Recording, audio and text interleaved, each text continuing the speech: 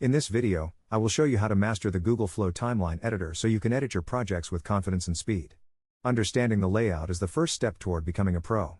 When you open the editor, the most prominent feature you will notice is the vertical line known as the playhead.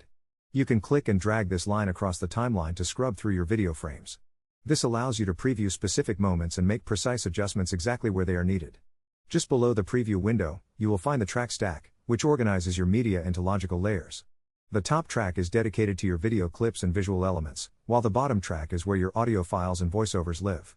Separating these elements makes it easy to trim your visuals without accidentally cutting your background music. As you move the playhead, keep an eye on how the audio and video align to ensure your cuts are perfectly synchronized with the rhythm of your content. You can zoom in on the timeline if you need to perform more detailed work or zoom out to see the entire project at a glance. Mastering these basic navigational tools will save you time and make the creative process much more enjoyable. Now that you understand the basic structure of the layout, you are ready to start building your story.